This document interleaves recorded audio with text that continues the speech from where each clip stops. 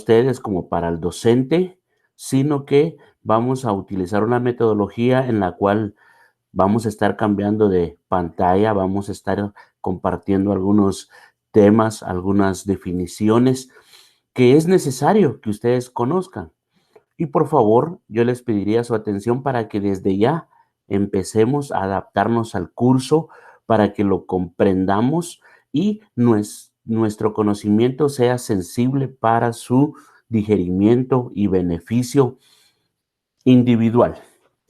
Bien, les aclaro todo esto porque como les digo, muchos dicen que este curso es bastante aburrido. ¿Por qué? Porque es muy teórico. Vamos a iniciar. Voy a tratar de ser lo más objetivo, lo más práctico y lo más didáctico, aclarándole que todos los términos que utilizamos acá, las diapositivas, tienen derechos de propiedad intelectual. Este formato es de la Universidad Rural de Guatemala, la cual nos los presta para que nosotros los podamos utilizar. Asimismo, el contenido de las diapositivas también es propiedad de la misma universidad rural. Es por ello que la estamos utilizando. Todas las páginas que consultemos, toda la información que nosotros consultemos debe de ir debidamente referenciada para evitar ese tipo de situaciones. Es más, también los ejemplos prácticos que nosotros pongamos el día de hoy no llevan ningún sentido en cuanto a menospreciar, dirimir o discriminar o marcar una tendencia ideológica dentro de un contexto social, sino que nosotros vamos a utilizar ejemplos didácticos que sean de aplicabilidad para todos y de fácil comprensión. Bien, entonces, después de aclarado, nos vamos a lo que es el objetivo de la clase. ¿Y cuál es el objetivo de la clase? Oigan, pongan atención desde el inicio. Que el estudiante conozca que la contabilidad social existe como una herramienta cuantitativa.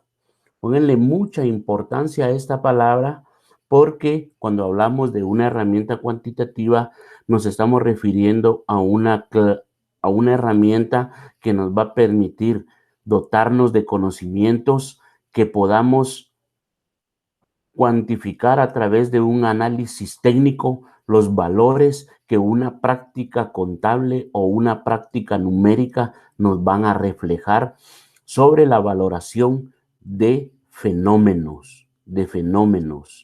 Ya los vamos a ir entendiendo, de unos fenómenos que marcan la tendencia económica o la realidad económica de un país, de una región y, ¿por qué no decirlo?, de un contexto mundial. Entonces, eso es. Aquí, como les decía, más que todo, nuestra capacidad debe de ser interpretativa, analítica, para poder, como dice el objetivo de la clase, describir todas aquellas variables macroeconómicas que permiten describir lo que acontece en una realidad económica. Me quiero detener un momento acá. Cuando hablamos de variables macroeconómicas, ¿por qué hay macro? Porque también hay variables microeconómicas. Pero ¿cuál es su diferenciación de las unas que en las otras? Sí, normalmente inclusive se pueden identificar con el mismo nombre, tanto a nivel macro como a nivel micro. Entonces, la diferencia radica en lo siguiente, que las variables microeconómicas son los que afectan a agentes económicos y sociales de carácter individual. Entiéndase, a una persona, a un ser humano, a un ser vivo o a una empresa como un agente económico. Esas son variables microeconómicas. Por ejemplo, a una persona tiene una variable microeconómica mensual que se llama salario.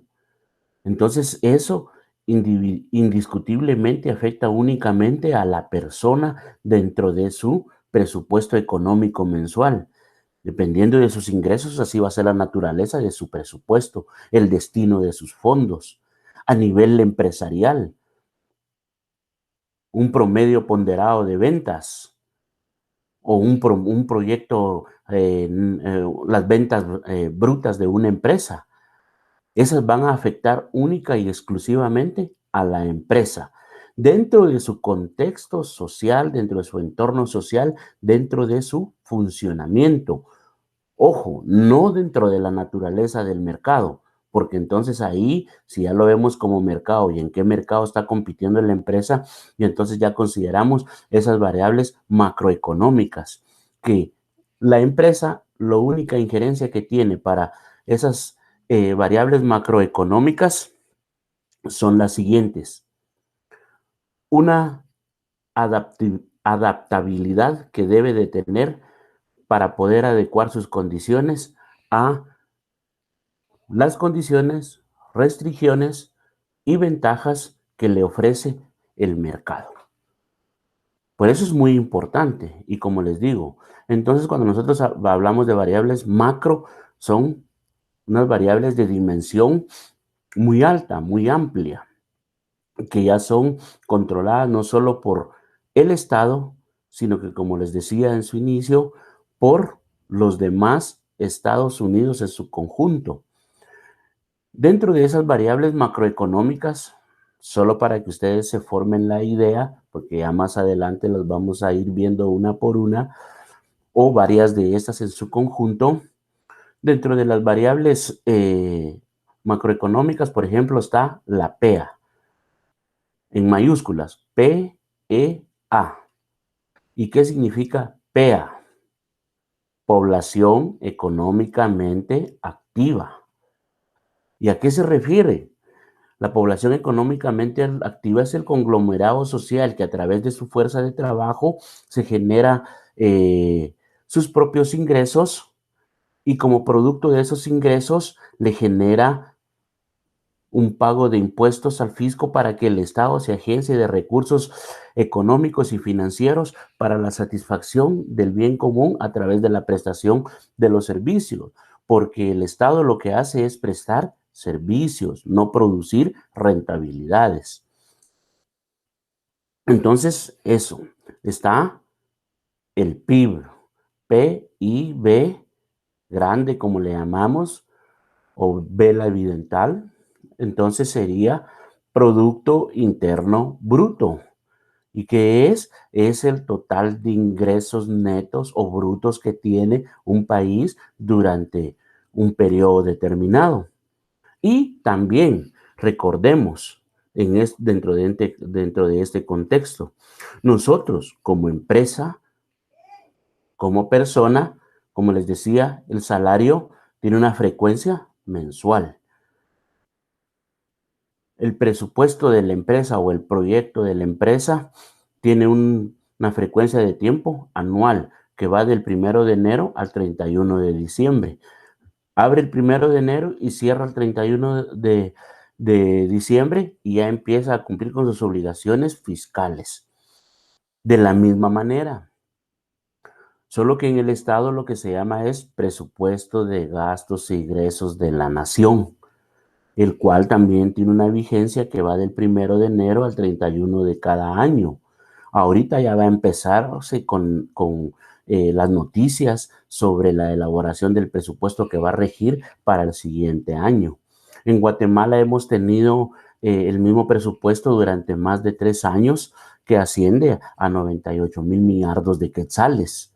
Eso también es un presupuesto, como les digo, solo que no es un presupuesto que se va a hacer autofinanciado o autosostenible porque tenga que producir para agenciarse recursos y después distribuirlos. No, ese presupuesto es el resultado de una planificación económica que se va a realizar a través de la recaudación financiera, que para eso existe una institución, que es la Superintendencia de Administración Tributaria, SAT, que es la que va a fiscalizar todo el gasto y va a recaudar, perdón, todos los recursos, va a recaudar todos los recursos que va a utilizar el Estado para la ejecución de sus planes de gobierno.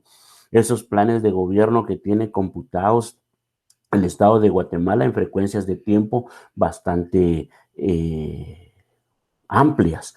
Por ejemplo, Guatemala está ahorita funcionando a través de los ODS, los Objetivos de Desarrollo Sostenible, que tienen un programa de trabajo a nivel mundial o en una escala mundial hasta el año 2032. Igual nosotros tenemos nuestro propio Captún 32, que lleva los objetivos del desarrollo del milenio, como le llama el Estado, los cuales tienen un enfoque sostenible hasta el año 2032. Pero todo eso va en función de un presupuesto anual, el cual debe controlar, manejar y distribuir todos esos recursos económicos que logra captar, distribuirlos de manera equitativa de tal fuente que considere aquellas variables macroeconómicas que van a afectar nuestra realidad económica para hacer llegar los satisfactores de bienes y servicios a la población en general. Eso es muy importante y eso es lo que tenemos que entender dentro de la contabilidad social. Bien, vamos a pasar a una siguiente diapositiva para ir adentrándonos ya en lo que es el curso. Entonces, se nos indica, ponen atención, que este curso le permitirá al estudiante lo que se entiende por contabilidad social o contabilidad nacional y cuál es su propósito. Efectivamente, se conoce como contabilidad social o como contabilidad nacional. Y acá, como les decía, no necesariamente nos enfocamos en factores de tipo contable.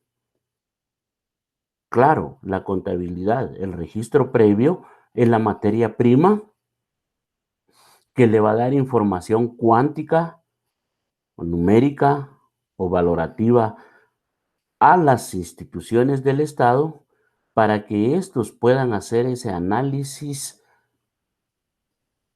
cuantificable de impacto social. ¿Y por qué les digo de impacto social? Porque todos los recursos que se logren recaudar, esos deben de ir distribuidos para satisfacer, y les repito nuevamente esto, las necesidades a través de bienes y servicios de aproximadamente 19 millones de guatemaltecos. Por eso es que se le llama contabilidad social o contabilidad nacional. Aparte, por su propia naturaleza. Entonces, vamos a definir un propósito claro y también vamos a describir los elementos que intervienen determinando desde un principio sus limitaciones y alcances. Esos son factores muy importantes, que debe de conocer, en este caso ustedes como estudiantes y agentes económicos de cambio dentro de este sistema social, cuáles van a ser las limitaciones y los alcances que tiene Guatemala dentro del contexto social, especialmente contable y financieramente. Como les indicaba al principio, Guatemala maneja un presupuesto anual aproximadamente de 98,000 millardos de quetzales, de los cuales ahora, dentro de las tendencias y dentro de los medios de comunicación, se ha establecido que las remesas aportan un gran porcentaje. Hasta donde yo me pude enterar, era casi del 24% del presupuesto general de la nación que aportan las remesas a dicho presupuesto. Es decir, que Guatemala no está produciendo lo necesario para sostener su presupuesto de ingresos y gastos de la nación. Es necesario que se hagan personas que dentro de la contabilidad social y dentro del contexto social tengan que salir del país, ¿eh? Y son esos factores del medio ambiente que afectan, porque eso, aclarándoles y tómenlo muy en cuenta, cualquier fenómeno social, cualquier fenómeno de carácter ideológico, todos esos factores vienen o son elementos que van a intervenir dentro del contexto económico, van a afectar la economía de un país. Entonces, como les digo, que una persona emigre hacia un país, por ejemplo, Estados Unidos, que es el destino más frecuente de nuestros emigrantes, eso significa que van en busca de una oportunidad de mejora. ¿Para qué? Para poder agenciarse de recursos, enviarlos para que en Guatemala alguien los consuma y alguien dentro de ese proceso de consumo, dentro de oferta y demanda, aporte una cantidad dineraria a la economía del país para que ésta pueda sostener al Estado y los servicios que presta. Imagínense la necesidad que se tiene. También existe la necesidad de un financiamiento adicional que debe de tener el presupuesto general de la nación. Y normalmente ese presupuesto general de la nación, miren, se elabora en un panorama totalmente desconocido, totalmente desierto. Claro, hay probabilidades y hay proyecciones que se hacen. En una empresa es más factible de controlar, para que me entiendan, porque usted hace su proyecto de ventas y de acuerdo a la naturaleza del mercado, de acuerdo al comportamiento de sus medios de producción, de su capacidad adquisitiva, normalmente usted agarra un porcentaje de incremento en ventas y lo proyecta. Entonces, si este año vendió 100,000 unidades, para el otro año le proyecta un 10% de incremento y ya va a vender 110,000 unidades. Pero estás trabajando sobre una base cierta. Cambio en el Estado, no, en el Estado se proyecta en 98,000 millardos, ahora quiere llegar a 120,000 millardos, pero de los cuales el Estado no sabe si los va a tener. No sabe si los va a tener. Claro, hay proyecciones. Es muy cierto, tienen una base científica sólida para poder eso. Pero por eso ustedes han oído cuando dice, se proyecta que la Superintendencia de Administración Tributaria para el primer trimestre tenga una recaudación de 35,000 millardos, por ejemplo. Pero es una proyección probable de acuerdo al comportamiento de nuestra economía local en comparación de las economías mundiales. Eso es lo que sucede, pero no se tiene. Cambio, al menos la empresa ya en su ejercicio fiscal ya obtuvo un cierre y ya sabe cuánto obtuvo de rentabilidad, ya sabe cuánto tiene de capital disponible para invertir para alcanzar ese nuevo 10% más de incremento. En el Estado no sucede así. Y eso es lo que tenemos que tener en cuanto a considerar esas limitaciones y alcances. Continuando, acá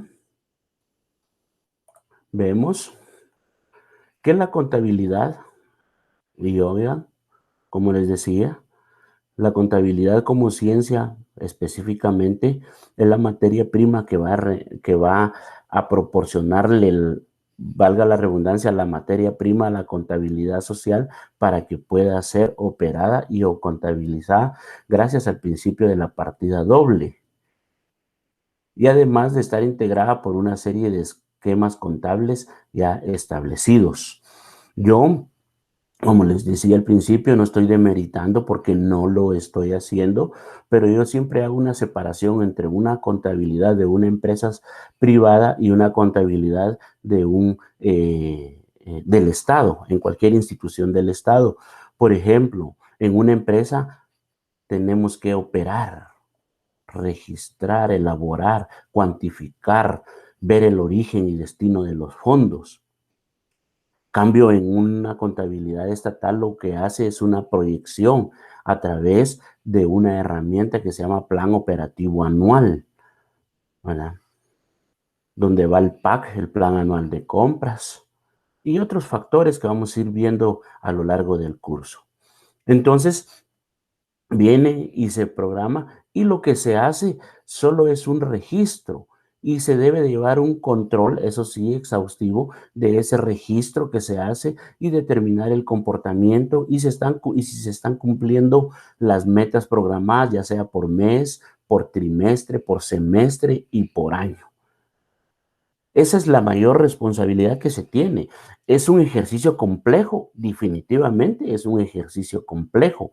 ¿Por qué? Porque se deben de tomar en cuenta la legislación nacional, la legislación internacional, para poder ejecutar. Ustedes saben que en el Estado no pueden venir y comprar solo por querer comprar. Por ejemplo, un proceso de licitación, un proceso de cotización, pasa por un procedimiento bien exhaustivo que está establecido en una ley, que es la Ley de Compras y Contrataciones del Estado, el cual impone las condiciones en que se deba de realizar esa transacción, esa operación o esa actividad que usted esté realizando. Entonces, eso es muy importante. Pero de ahí vamos a los principios contables elementales, los cuales nos van a proporcionar el conocimiento y la herramienta. Entonces, para eso vamos a hacer un pequeño refresh de lo que es la partida doble. Voy a dejar de presentar y les voy a presentar el otro documento para que nosotros veamos y veamos. Acá está. Eso es lo que les decía yo en un principio. Vamos a tratar de que sea un poco más dinámico cambiando pantallas y que eso, por favor, no nos provoque perder la sintonía, sino que sigamos. Entonces, la partida doble. Recordemos que la partida doble es un método contable que consiste en registrar operaciones dos veces. Una en el debe y otra en el haber. Como les decía, siempre debe de haber un origen y siempre tiene que haber un destino. Al final de ese registro, tanto el origen como el destino debe de tener un valor equitativo e equivalente. Es decir, si aquí salieron 100, aquí deben de haber ingresado 100. Salieron 100 para comprar, pero esa compra costó 100 quetzales. Entró un producto valorado en 100 quetzales. Entonces venimos a determinar sumas iguales. La característica de la partida doble es que se realiza mediante los llamados asientos. Y estos, como lo vemos, aquellas T gráficas es el ejemplo más común o elemental que podemos poner en este momento. ¿Se recuerdan de sus T gráficas? Hacíamos una en forma de T, de un lado poníamos debe, del otro lado haber, y ya registrábamos las operaciones. De dónde se cargaban y de dónde entraban y de dónde salían, y al final totalizábamos cuentas iguales. Eso es lo que nos dice acá, ¿verdad? Entonces, siempre van a existir las contrapartidas. Un deudor contra un acreedor. Un acreedor contra un deudor. Entonces, acá tenemos los principios del método del asiento doble. Aquí no es más que resaltar que el que recibe es el deudor y el que entrega es el acreedor. De esta forma lo que tenemos es porque se lo debemos a alguien, incluidos nosotros mismos. Nosotros mismos podemos ser nuestros propios deudores y acreedores. Pero eso dependerá de nuestras técnicas y registros contables. Pero lo que sí es cierto es que alguien recibe, si yo recibo un producto el día de hoy, ya sea que lo compre en efectivo, tuve una salida de capital. ¿Y a quién se lo pagué? A alguien que tenía el derecho por entregarme el producto. Ese va a ser el acreedor. Otro principio fundamental es el equilibrio patrimonial, que exige que todo lo que entre debe ser igual a lo que sale. Recuérdense, aquí la ecuación, ¿verdad? Que el activo es igual al pasivo más el capital. Entonces el activo debe de sumar idénticamente lo mismo que suma el pasivo, perdón, y el capital. Y a eso se le llama el equilibrio patrimonial. Es donde les digo, no pueden haber descompensaciones. Claro, hay pérdidas y hay empresas que funcionan con pérdidas, pero también derivado de muchas situaciones que son ajenas a una contabilidad, sino que ya son otros factores de índole social e inclusive ya son cuestiones que se salen dentro del contexto legal, Ahora, la Superintendencia de Administración Tributaria también sanciona a aquellas empresas que están 1, 2, 3 años trabajando con pérdidas. Mejor las insta a que cierren, porque ¿cómo es que se pueden sostener? Nadie puede funcionar con pérdidas, porque ahí habría un desequilibrio financiero y como consecuencia un desequilibrio patrimonial. Otro principio, los recursos siempre proceden de algún sitio. El deudor que debe existe porque hay un acreedor que tiene. Y recuérdense que dentro de la legalidad se establece que siempre va a haber un negocio jurídico siempre que el objeto sea lícito y que haya un acuerdo de voluntades. Ahí, ese sitio de donde proceda tiene que ser lícito. Eso también tenemos que ver mucho la legalidad. El otro principio nos indica que las cuentas tienen que poder anularse de la misma forma en que se crean. De esta forma, si un valor entra por una, debe salir por la misma. También aquí no solo entra eso, sino que también entra el principio de valores de desecho. Recuérdense que también esto se aplica más que todo a los activos. Cuando un activo ya deja de ser funcional contablemente, ahí existe un valor residual, que en la actualidad ya está también prohibido que sea un valor cero. Un valor cero. Anteriormente sí era factible, pero ahora ya no. Entonces, en resumen, sabemos que el debe, aumentos de activo, oigan, disminuciones de pasivo y disminuciones de patrimonio. Y el haber, disminuciones de activo, aumentos de pasivo y aumentos de patrimonio. Eso dependerá del rol que juegue la empresa dentro del contexto contable, ya sea que tenga un papel de deudor o un papel de acreedor, la empresa tendrá siempre este comportamiento económico contable.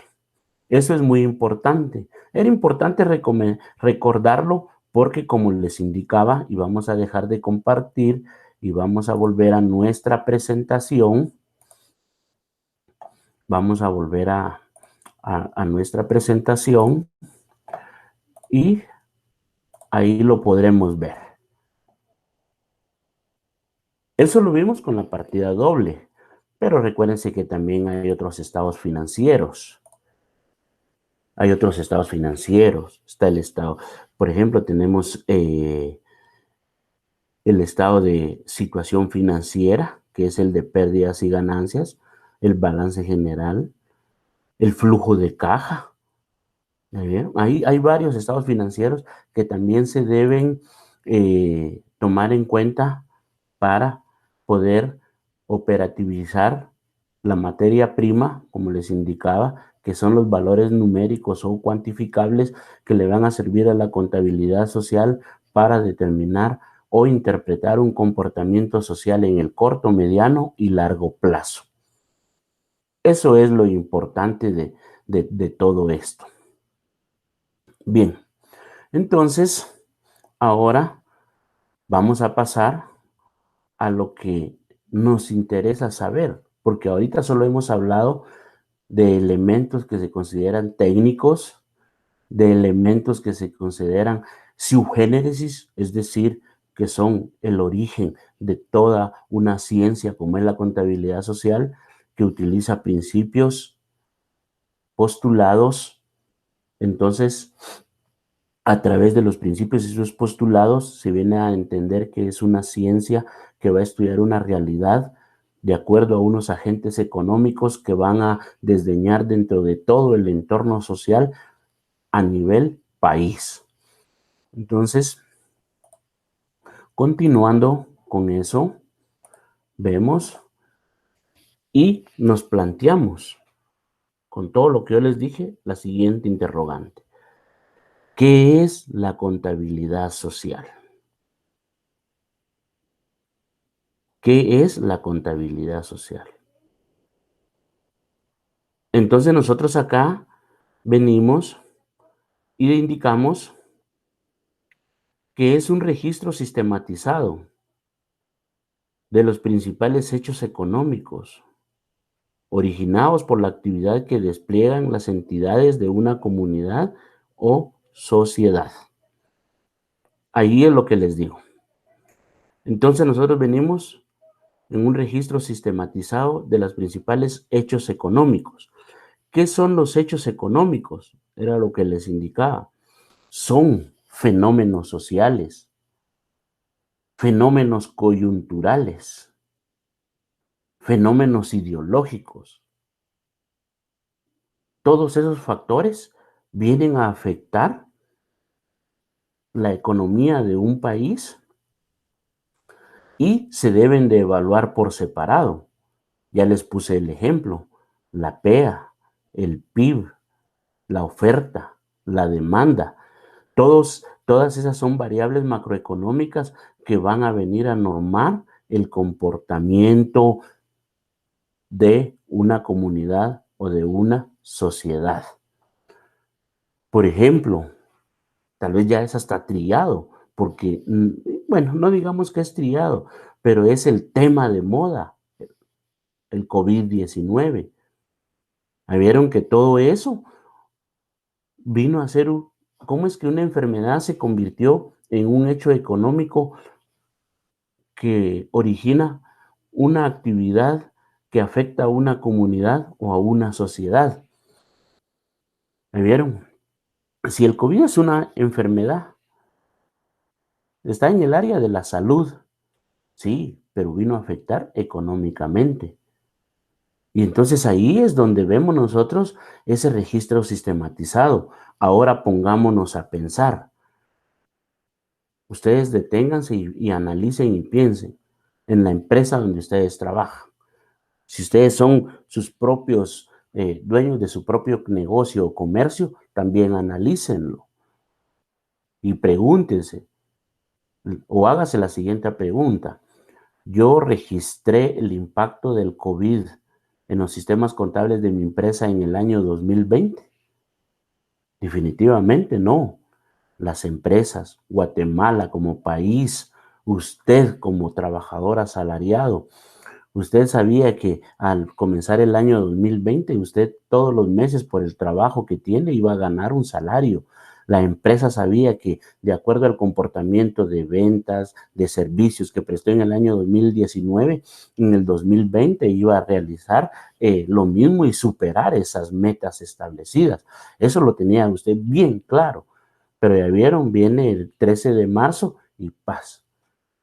Se cierra el país, empresas dejan de operar, usted deja de trabajar, el Estado deja de funcionar a como venía funcionando. Entonces todo eso fue un impacto. Entonces ahí ya se ven otras actividades que despliegan las entidades de una comunidad y sociedad. CACIF, una entidad. El CACIF es una entidad. ¿Qué hizo el CACIF? Realizar propuestas de cambios en los contratos de trabajo. Muchos tal vez sean testigos fieles o lo vivieron de esta manera, porque cabal, precisamente esta semana es una semana muy buena para todos. ¿Por qué? Porque para los que tienen un trabajo estable reciben una compensación económica extraordinaria o adicional que por derecho y por ley les corresponde, que es el bono 14. Entonces, vino el CACIF, de acuerdo a esta situación que se estaba dando, entonces el CACIF vino y dijo, bueno, vamos a pagar el bono 14 a los pocos trabajadores que logramos detener en nuestras empresas o retener en nuestras empresas y les vamos a pagar en forma parcializada. Y muchos son testigos que hasta el día de hoy tal vez ni les han pagado completamente el bono 14 del año 2020, pero se los han ido pagando en cómodas mensualidades para el patrono. Son cómodas para él, pero afectan la economía de las personas. Entonces, esos hechos económicos son originados por un puño de actividades que despliegan todas las entidades dentro de una comunidad o una sociedad. Pero también hay que reconocer que si muchas empresas no pagan así en abonos o por pagos el bono 14, posiblemente hubieran cerrado. Unas que haciendo eso cerraron, otras que no tuvieron la capacidad de reacción, nunca se imaginaron un impacto social y económico dentro de sus ingresos y gastos de operación, de tal manera que se consideraron insostenibles y quebraron. Entonces, todos esos son los factores que vienen definitivamente a afectar a una sociedad dentro de su entorno económico. Y eso es lo que va a evaluar la contabilidad social, ese comportamiento. Bien, entonces tenemos que entender que la contabilidad social también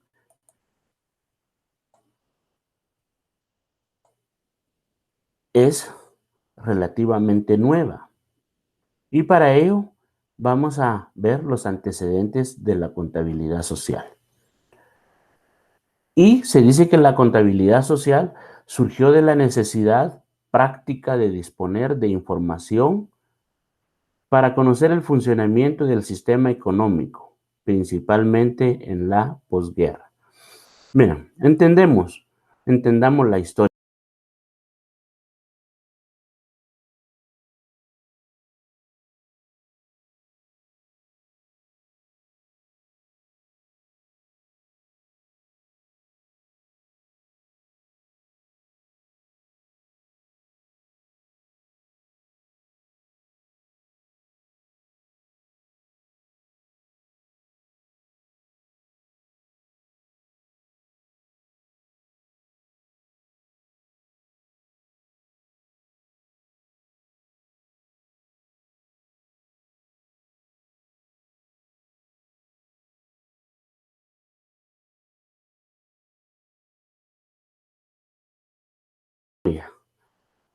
Todo lo que sucede en nuestro medio deviene de un proceso histórico.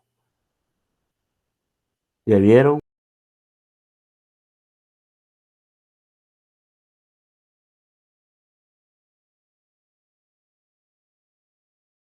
Entonces, esos factores sociales vienen y provocan cambios dentro del funcionamiento de un sistema económico que son las sociedades o los países. Pero la contabilidad social se enfoca principalmente en lo que es en la posguerra. ¿De qué guerra estamos hablando? Estamos hablando de la Segunda Guerra Mundial. En la Segunda Guerra Mundial fue el primer conflicto armado donde se estrenó el uso del uranio como una arma de letales consecuencias, porque se utilizó, el uranio es el principal componente de la bomba atómica o de las dos bombas atómicas que fueron lanzadas en Japón, y derivado de eso, pues cesó la guerra, pero, pero los daños ocasionados físicos directamente sobre Japón fueron letales. Económicos dentro del contexto mundial para muchos países también fueron letales. Y no digamos los de carácter social, que se devinieron nuevas formas de pensamiento. Y todo eso es lo que la contabilidad social vino a evaluar, a integrar para poder dar una solución. Miren, con el fin de resolver los problemas que presentaba la reconstrucción y el desarrollo económico posterior. En 1929 fue la primera crisis mundial, pero ahí fue de carácter económico. Muchos países, muchos ricos se quedaron en la miseria, fueron los nuevos pobres y en fin, se devinieron un puño de situaciones. Pero después de la Segunda Guerra Mundial ya no fue de forma individual, sino que fueron países enteros. Prueba de ello fuimos nosotros que, por ejemplo, y ojo, lo estoy hablando y ahorita lo quiero aclarar, posiblemente use la palabra tercermundista, porque yo devengo del siglo anterior, donde en los años 80 así lo conocíamos nosotros en nuestras clases, que no éramos países tercermundistas. Ahora ya se conoce como países en vías de desarrollo, países, y ya le quitaron el término vías, ahora países en desarrollo, y otros economistas más recientes le han llamado países emergentes, países emergentes. Pero todo vamos a que nosotros tenemos un rezago en nuestro desarrollo tecnológico, económico, comercial, competitivo en relación a las grandes potencias mundiales. Entonces, de ahí es donde bloques económicos que nosotros logramos integrar, el Tratado de Libre Comercio, el Mercosur, son bloques económicos que donde se han integrado los países para poder reaccionar y competir dentro de ese contexto mundial. En nosotros, Tratado de Libre Comercio, ¿con quién lo tenemos? México, Estados Unidos y Canadá. ¿Quién es el principal dominante de nuestra economía? Estados Unidos. ¿Por qué? Porque es nuestro mayor socio comercial. Entonces, Estados Unidos, un problema político por X o Y razón, en este caso ahorita que está muy de moda la corrupción, Estados Unidos dice, bueno, ya no les compro hasta que no subsanen la corrupción. Guatemala tiene que hacer las denuncias, tiene que hacer todo aquello para limpiar esa situación que satisfaga a la economía norteamericana para poder seguir funcionando. Si no, nos morimos del hambre toditos, porque Estados Unidos es nuestro principal socio comercial. Entonces, esos fueron los factores que fueron evaluando. Y yo ponía el caso ejemplo, les pongo siempre el clásico ejemplo, Japón. Japón fue el mayor afectado con las dos bombas atómicas. Japón fue destruido. Pero sin embargo, miren, eso fue en 1948 y al año de 1980 Japón era nuevamente una potencia mundial, donde los productos mejor elaborados, radios, televisiones y otro tipo de tecnología, la mejor tecnología siempre ha sido de sello japonés. Japón en menos de 30 años logró recuperar su economía y ponerse a la par nuevamente de economías globales como la de Estados Unidos, la de la Comunidad Europea, y ser competitivo a nivel mundial. Es más, hasta les quitó mercado dentro del desarrollo tecnológico. Y esos elementos fueron los que tomó Japón a través de factores y variables de carácter técnico-administrativo que se dan dentro de el Estado y las empresas. Sus políticas de desarrollo humano, sus políticas de motivación que utilizaron. Por ejemplo, de desarrollo humano para despertar la creatividad de las personas y poder ser competitivos en el mercado. Los focus group fueron grupos de trabajo donde se incentivaba la creatividad y como producto de esto desarrollaron un sinfín de, de nuevos productos que vinieron a satisfacer las necesidades del resto de la población. Entonces ahí es donde se dice que los gobiernos han estado íntimamente relacionados con el desarrollo de esta disciplina. ¿Cuál disciplina? La contabilidad social.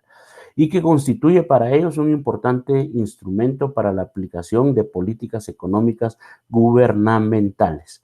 Siempre, siempre el Estado debe de ir enfocado de acuerdo a los antecedentes de esos factores macroeconómicos que debe controlar la implementación de políticas de beneficio social y de desarrollo económico. Ese es el único objetivo del Estado. No puede tener otro. No puede tener otro. Si no, no sería un Estado. Entonces, continuando con esto, vamos a lo que son nuevamente los antecedentes de la contabilidad social. Ahí nos vamos a detener un momento. Les voy a compartir nuevamente otro tipo de material para que lo vean, porque el nacimiento y desarrollo de la contabilidad social en la práctica se dio en Estados Unidos y en algunos países de Europa. Son aquellos países súper desarrollados que nosotros conocemos y que se han enfocado mucho en esas políticas de desarrollo humano a través de agentes económicos que les permita satisfacer y cumplir con ellos. Les ponía yo el ejemplo, por ejemplo, en Escocia, Suecia, Dinamarca, esos Países Bajos, como le llaman, En esos países, nosotros acá tenemos un IVA donde pagamos un 12%. Se ha tenido la intención de que suba a un 14% y la última vez el expresidente Jimmy Morales quería subir el IVA a un 18% como política económica para el Estado. Entonces nosotros también tenemos que entender que a nivel latinoamericano somos el país con la tasa más baja de impuesto al valor agregado. Tenemos ese privilegio y es de reconocerlo, que es un 12%. En países como estos, los que les acabo de mencionar, ellos, su tasa de recaudación ascienden muchas veces casi hasta un 60%. Quiere decir que si una persona gana 100 quetzales, debe de pagar al fisco 60 quetzales y quedarse con 40 para subsistir. Pareciera algo ilógico o irracional que suceda eso en estos países, pero se da. Pero la persona en esas condiciones no paga energía, no paga luz, no, y todos los servicios básicos no son gratuitos porque los está pagando a través del Estado, pero ellas solo los son de uso, nada más, solo los utiliza. El 40% le queda para satisfacer sus necesidades en cuanto a alimentación, vestuario y recreación.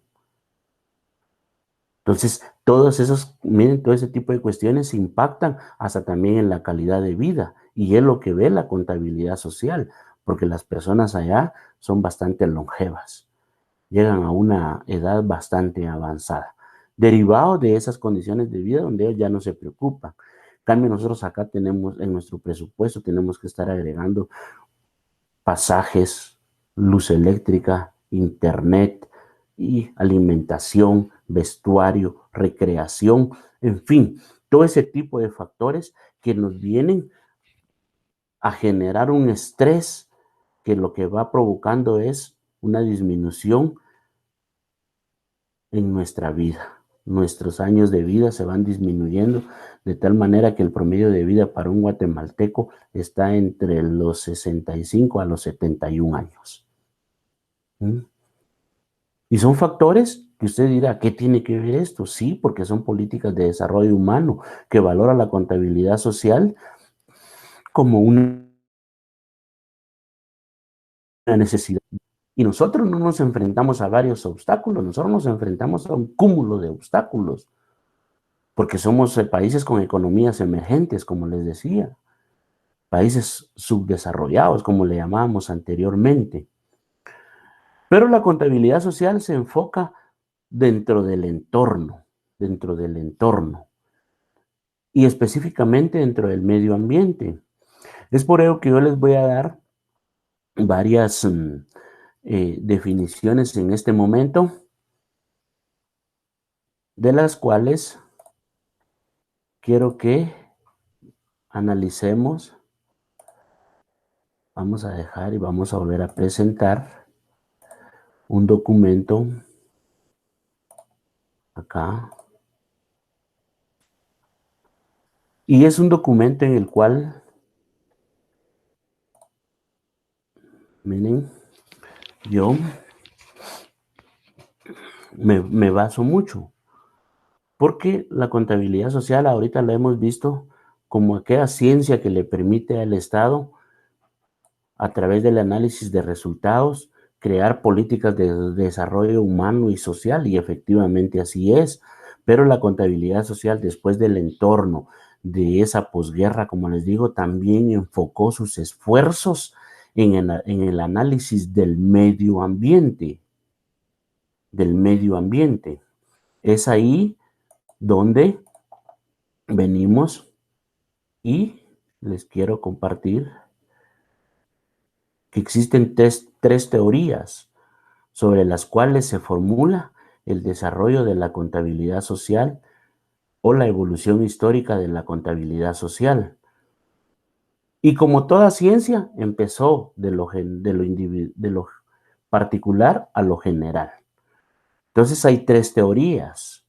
La número uno, la teoría neoclásica o marginalista, que esta contempla dos subteorías, la teoría del beneficio verdadero y la teoría de la utilidad, donde vean pues,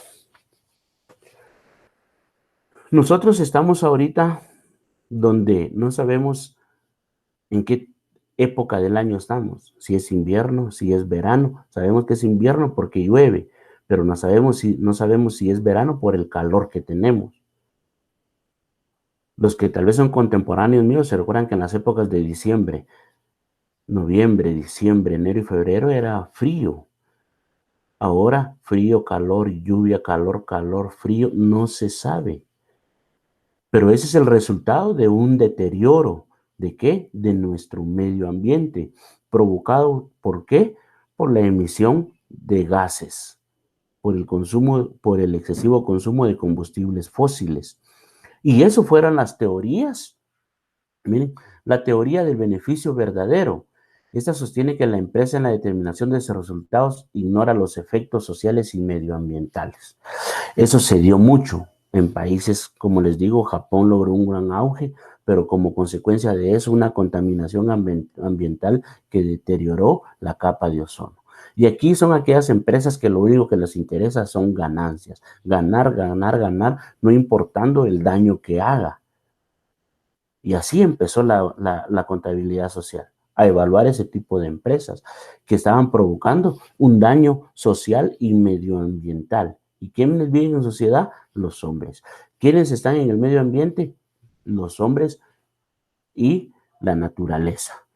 Entonces el hombre provocó no solo daños a sí mismo, sino que provocó daños aún más allá de su entorno local. ¿A través de qué? De la emisión de gases. En los años 80, la fuerza motriz por excelencia era los combustibles fósiles que se le llaman, y entiéndase estos, gasolina, diésel, el querosén, ese tipo de combustibles que se queman y echan humo, como normalmente le llamamos. Entonces, esa teoría del beneficio verdadero analiza esos postulados. Pero resultado de ese análisis, ya los estados se pronuncian. Entonces ya aparecen otro tipo de teorías, como por ejemplo la teoría de la utilidad, que muchos dicen que esa debe de ser la base de el desarrollo de la contabilidad social.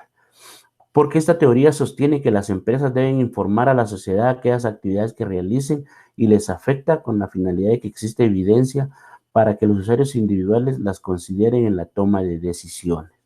Es decir, que ya no solo sea producir por producir, sino que no solo tengan la intención de producir, pero a qué costo. Y entonces ya las empresas decidan si lo hacen o no lo hacen.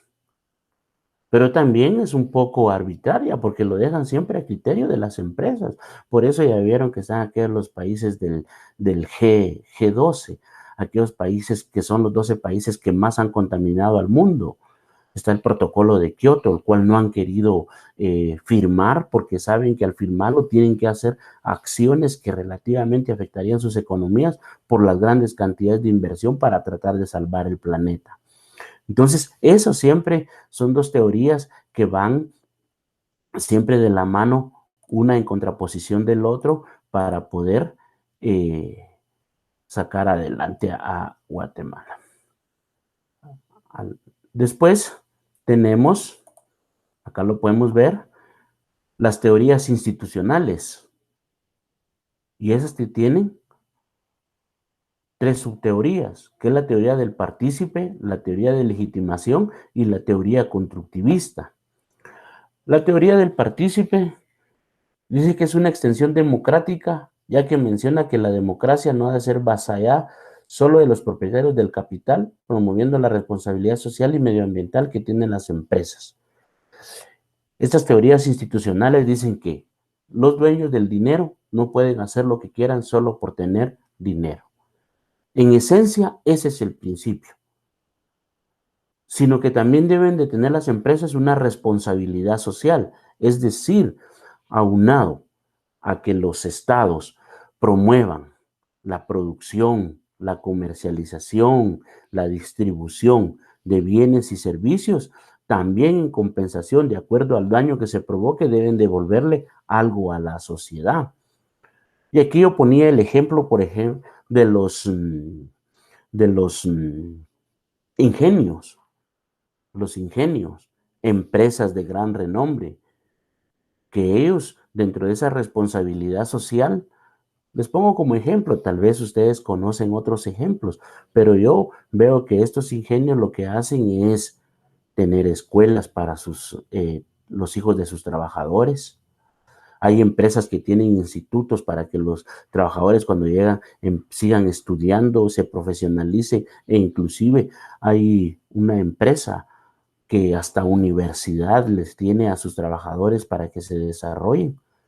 Está muy relacionada con comida. Entonces, esas son políticas de inversión social que implementan las empresas obligadas por el Estado, porque dentro de la contabilidad social ya vimos que el mayor agente o el mayor actor que tiene es el Estado. Entonces viene el Estado y condiciona, ¿sí? Pero ¿qué le van a dar a la sociedad? ¿Qué van a hacer? Y esa es una lucha de poderes que existe. Tenemos la teoría de la legitimación y dice que una legitimidad institucional se da a través de mecanismos coercitivos y homenéticos, ya que la mayor parte de las empresas no informan sobre los aspectos medioambientales. Ahí es donde esta teoría de la legitimación es la que le indica al Estado que debe de obligar a los empresarios a que todos sus procesos productivos vayan en función de la conservación y preservación del medio ambiente debido de los efectos dañinos que le provocan al medio ambiente.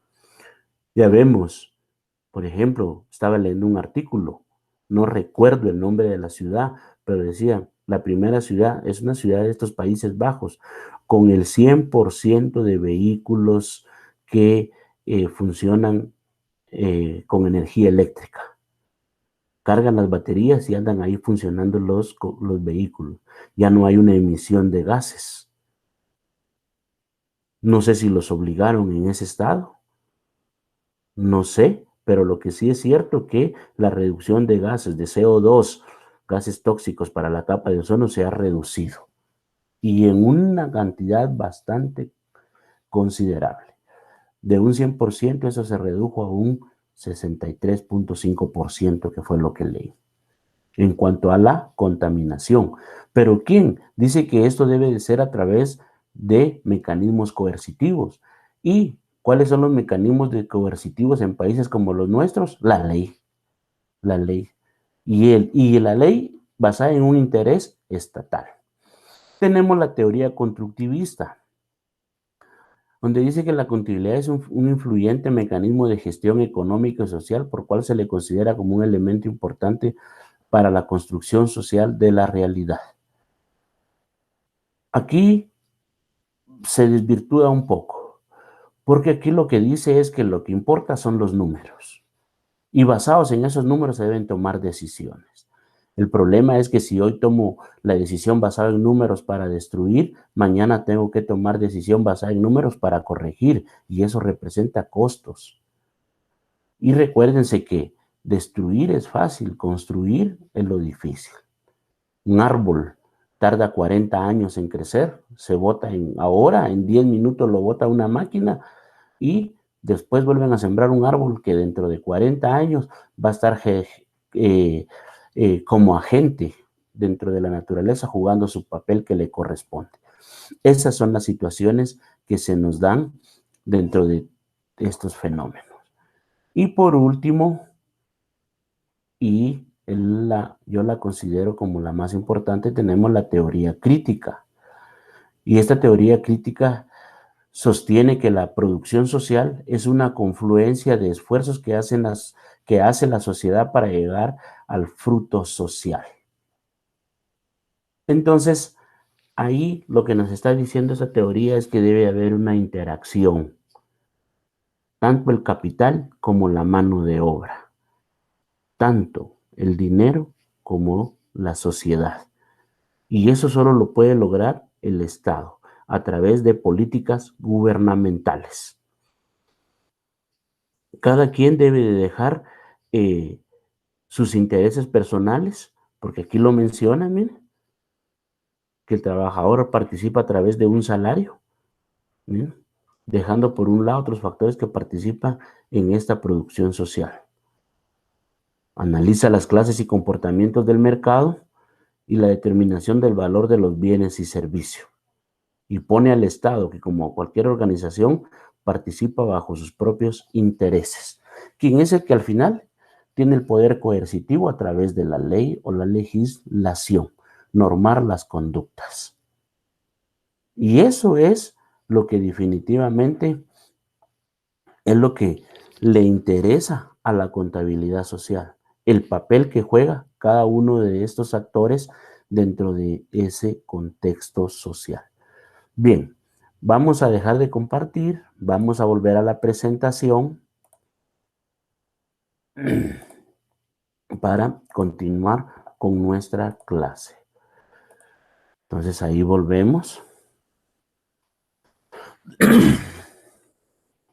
y ya retomamos el tema después de analizar parte de esas teorías que como resultado de su práctica constante y repetitiva por los estados,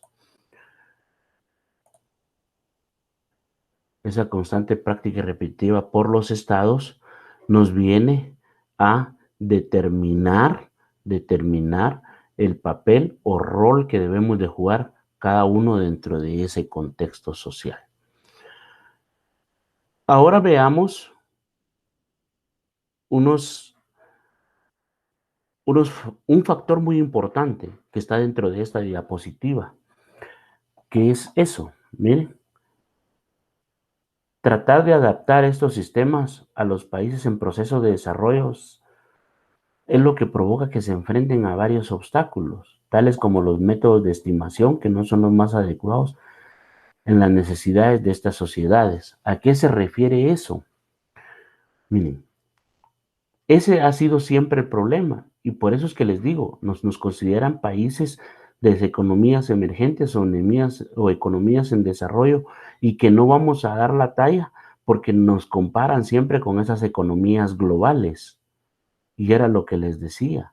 Si nos ponemos a ver en comparación el Producto Interno Bruto de Estados Unidos con el nuestro, definitivamente, allá son millones, mucho más millones de personas de los pequeños pocos 19 millones que somos acá en Guatemala.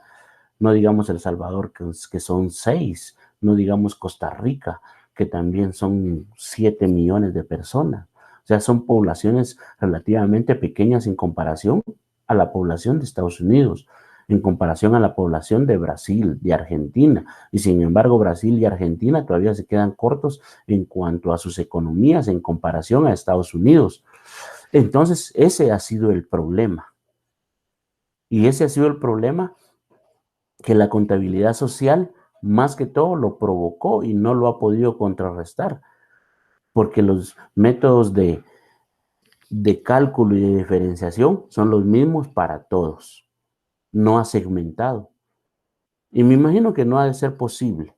Es por ello entonces que nosotros ya venimos a analizar situaciones que se dan dentro de nuestro propio contexto social. Entonces vamos a pasar a ver un ejemplo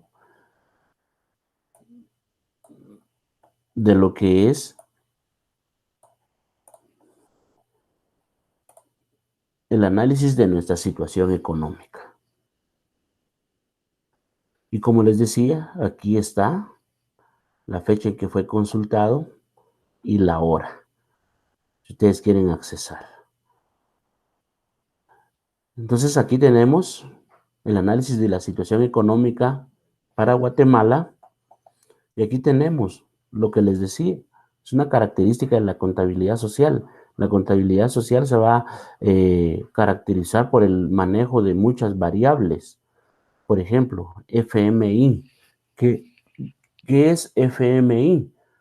Fondo Monetario Internacional. Hay otras instituciones que tienen mucha incidencia dentro de nuestra economía local. que son el BID, el Banco Interamericano de Desarrollo, el Banco Mundial, AECID, son organizaciones europeas que prestan mucho apoyo a Guatemala. Y apoyo económico, apoyo de dinero, ahí es donde les digo, nuestro presupuesto de gastos y egresos de la nación siempre es un presupuesto desfinanciado. Ese siempre es un presupuesto que se formula con un déficit financiero y es bastante alto ese déficit financiero. Es ahí donde se crea, como le digo, esa inclusión de las remesas como aliciente económico, los préstamos. Y ahí es donde también yo les comento cómo se financia a nivel interno el presupuesto general de la nación, aparte de la captación de impuestos, aparte de nuestras remesas, o mejor dicho, cuáles son los préstamos a nivel interno que se utilizan en la actualidad para financiar nuestro presupuesto. Son los famosos bonos del tesoro. Estos bonos del tesoro son préstamos a largo plazo que los particulares le otorgan al Estado para que pueda cumplir con su rol social. A cambio, el particular recibe una tasa de interés que es muy buena, el Estado paga muy buen interés y la deficiencia es que son préstamos a largo plazo. El menor plazo que yo he visto que se ha emitido un bono del tesoro es de 15 años, no sé si habrán de menor dimensión, pero yo en un plazo de 15 años, he visto de 20, de 25 años. Entonces le prestan el dinero por ese tiempo y mientras pasan todos esos años, el Estado le está pagando una tasa de interés, que es muy buena, por cierto. Si pudieran incursionar ustedes en ese mercado, yo se los recomendaría. Estén siempre al pendiente, ya va a salir, porque media vez se aprueba el presupuesto, empiezan a ver las fuentes de financiamiento, como se le llama en el Estado, y ahí vamos a ver, siempre hay emisión de bonos del Tesoro, que es el préstamo que los particulares le dan al Estado. Entonces, el Fondo Monetario Internacional, después de que ya pasó el año 2020 y todos los efectos circunstanciales del COVID, porque recordemos todo el daño económico, social y moral que ha provocado el COVID. Creo que todos hemos sido víctimas de una o de otra forma de esa enfermedad, como agentes portadores, víctimas, y muchos de nosotros han perdido un familiar a consecuencia de esta enfermedad. Pero a pesar de todo este fenómeno mundial, dice que el Fondo Monetario Internacional proyecta una salida de la crisis económica del COVID-19, proyectando mejoras. Y la estimación oficial de crecimiento económico en este año es del 4.5 como valor más alto.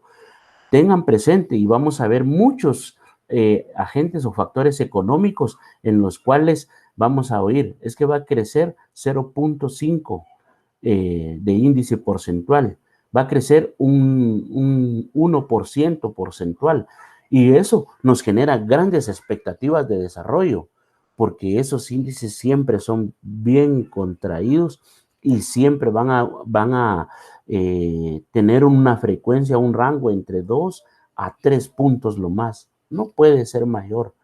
Nunca. En Guatemala, imagínense que nuestro crecimiento económico es del 4.5 y va a subir a un 80%, significaría que todos nos vamos a volver millonarios, todo el Guatemala va a cambiar y eso en una realidad objetiva no es posible.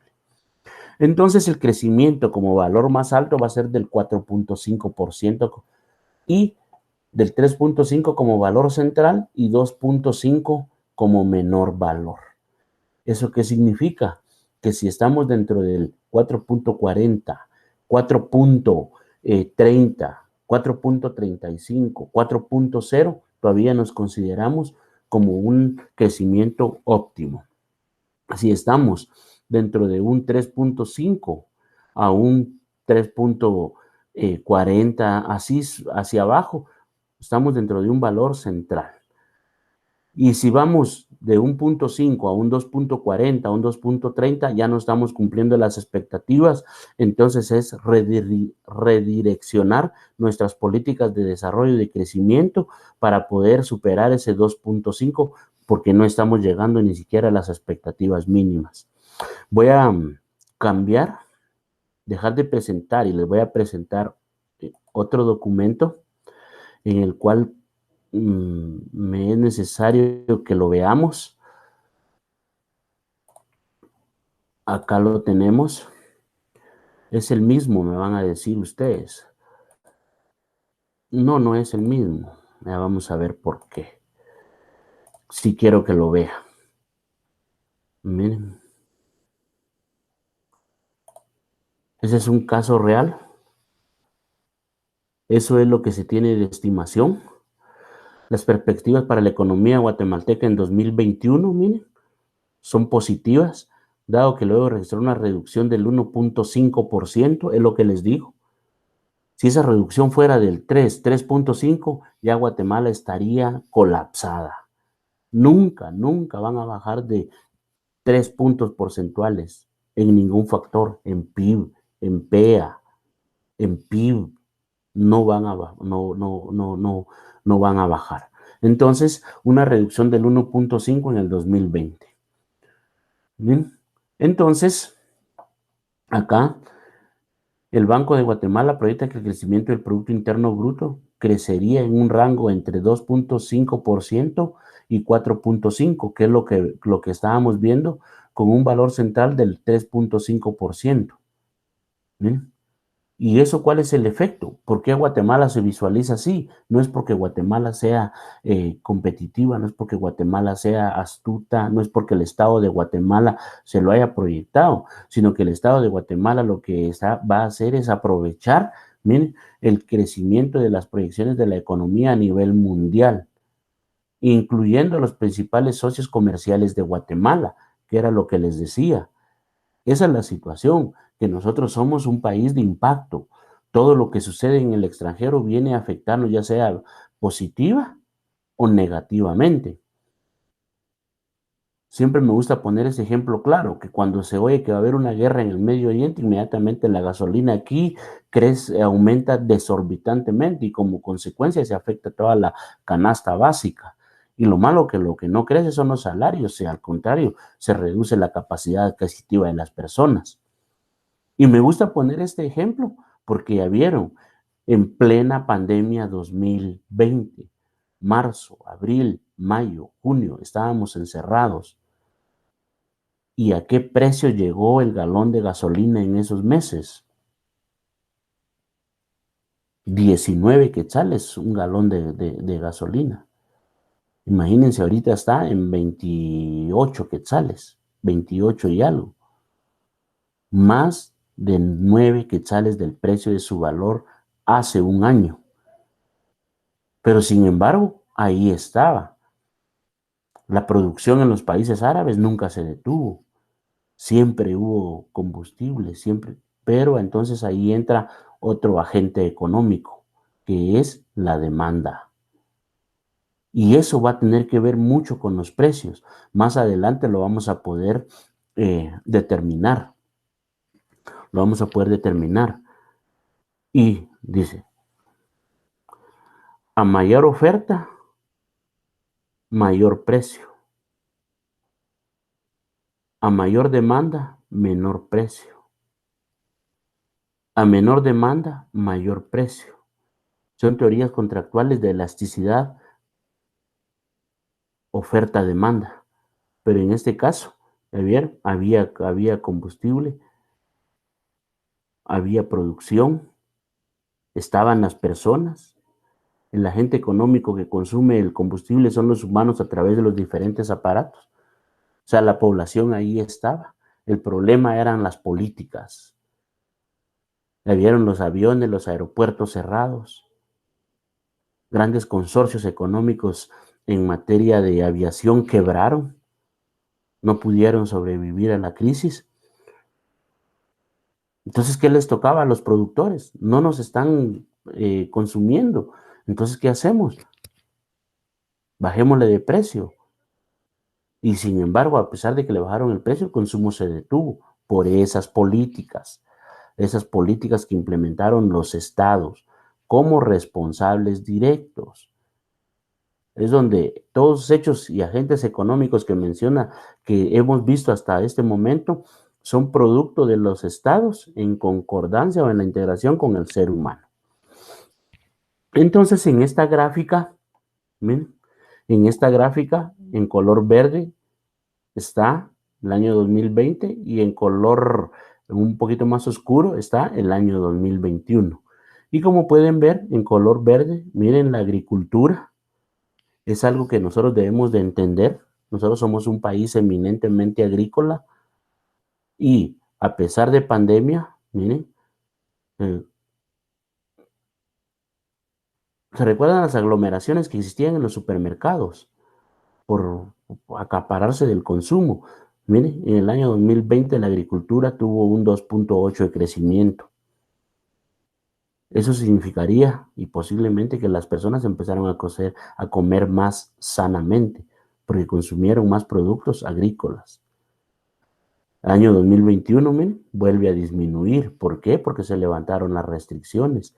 Esos son los comportamientos de mercado que debemos de entender. La explotación de minas cayó. El trabajo en las empresas manufactureras se tiende al crecimiento. En el 2020 decreció. ¿Por qué? Como resultado del cierre de empresas, del despido masivo de personas que existió. Y así, de acuerdo a diferentes naturalezas de mercado, así se mantuvo el comportamiento global de la economía, ¿verdad? Acá les quería explicar uno que me parece, miren, acá, actividades profesionales, científicas y técnicas, lo que nos incurre a nosotros propiamente los profesionales, como graduados, egresados de una universidad. Miren, en el 2020 hubo un 0.2 y en el 2021 un crecimiento del 3.3.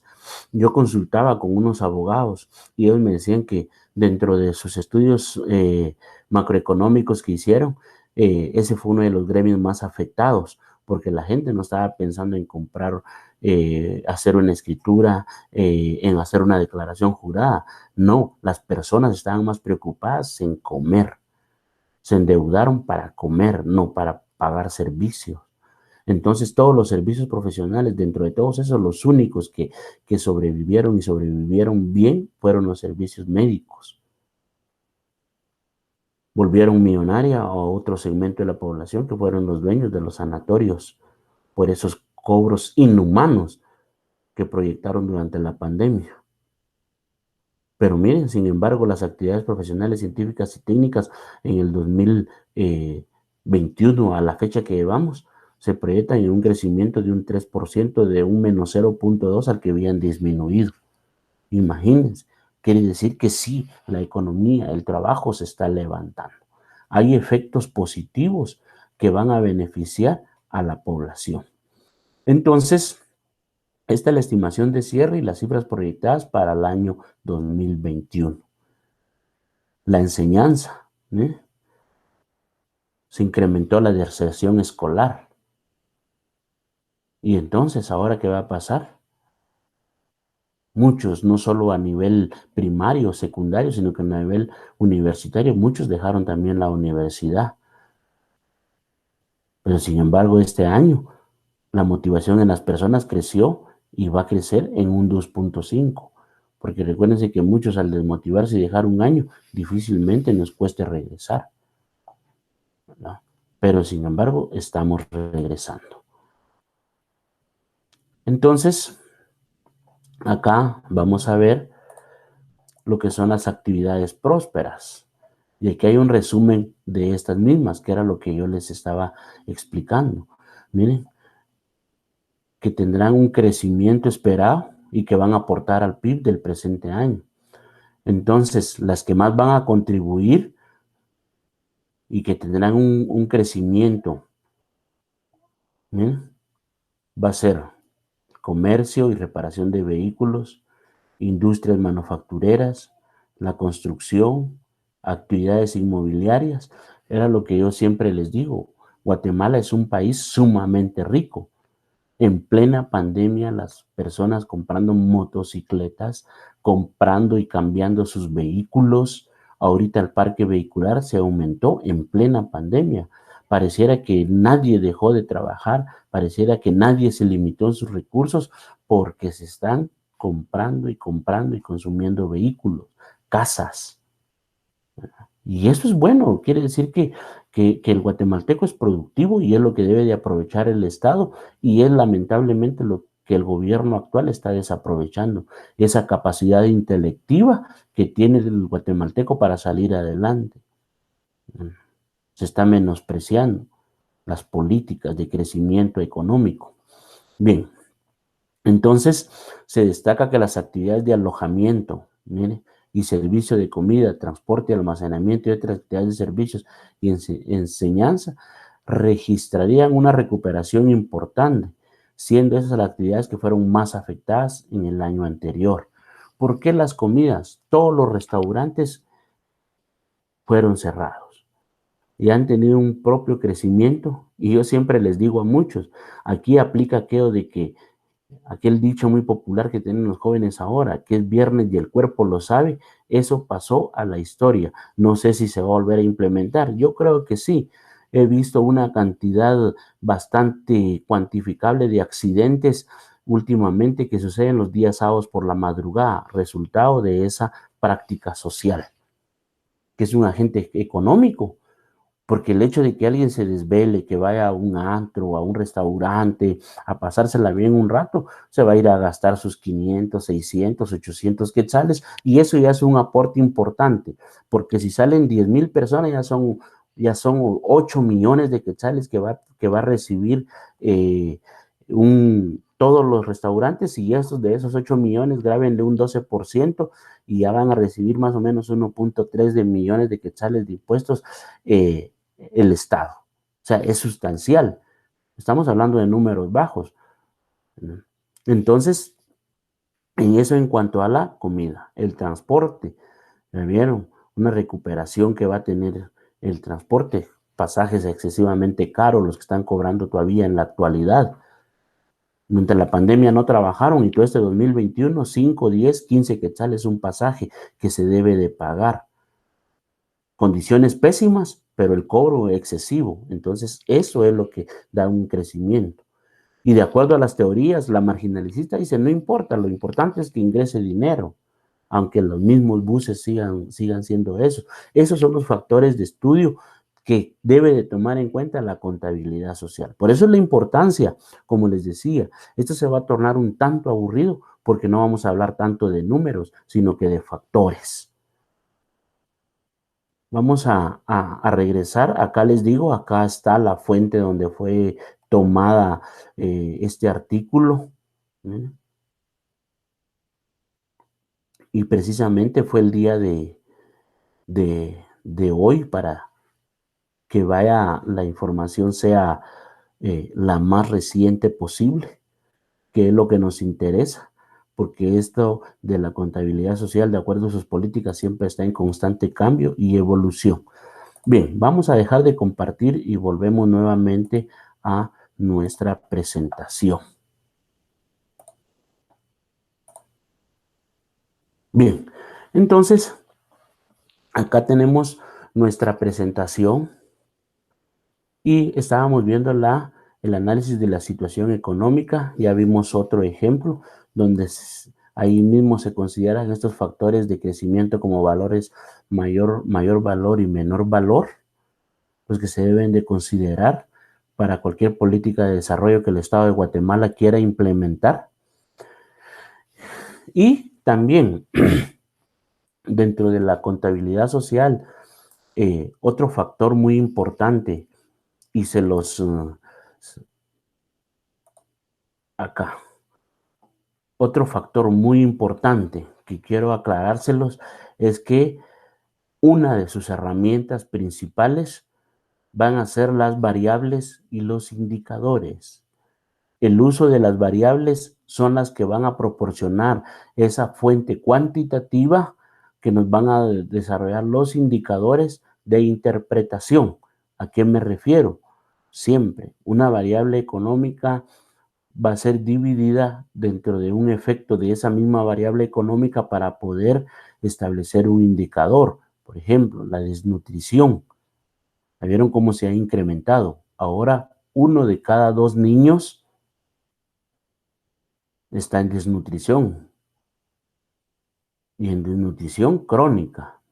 Entonces dividimos 2 niños nutridos dentro de un niño desnutrido dentro de 2 niños nutridos, nos va a dar que de esos 2, el 50% está desnutrido. Esas son variables dentro de un mismo agente económico que nos van a dar un 0.5. Entonces ese 0.5 de 2 va a ser 1. Entonces es donde yo con números reales tengo lo suficiente base sólida para establecer que de cada 2 niños, 1 está desnutrido. Mentira, dice el gobierno, porque el gobierno lleva, no, estamos viendo reflejados en números y esos factores numéricos son los que le interesan a la contabilidad social para poder realizar sus proyecciones como políticas de desarrollo, que es lo que deberían de hacer los estados.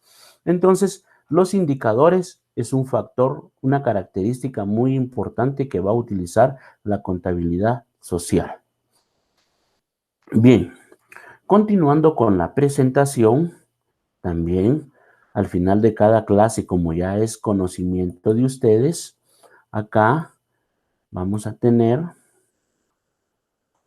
nuestras preguntas, las cuales ustedes deben de resolver y son las siguientes. Se las voy a leer y ya nos ponemos en sintonía. La pregunta 1 dice, ¿se enfoca como una herramienta cuantitativa para describir una realidad económica? Se los expliqué al inicio y en este momento se los acabo de explicar para que lo consideren. La pregunta 2 dice, factor social que impide la aplicación plena de los sistemas de medición de la contabilidad social utilizados en países como Estados Unidos a países como el nuestro. Es una variación que no permite una comparación equitativa, ustedes lo saben. Permite realizar los registros sistematizados de los hechos económicos de un país. Respondan. Y la siguiente pregunta, ¿cuál fue la necesidad práctica para que surgiera la contabilidad social? Les expliqué ese fenómeno de tal envergadura. Y la número 5, indique el menor valor porcentual o crítico de crecimiento económico del país. Bien, entonces estas son las preguntas que ustedes deben de resolver. A mí solo me queda indicarles el día de hoy que les estoy muy agradecido por la atención prestada y siempre en atención a las disposiciones de la Universidad Rural, les comento que quedamos a sus órdenes. Les agradecemos su participación, les felicitamos por estar nuevamente el día de hoy acá y les deseo toda clase de éxitos en su semana laboral y en su semana académica. Estudien, que eso los hará mejor y mejor profesionales. Buen día, para mí fue un gusto haber compartido el día de hoy. Los veo la próxima semana.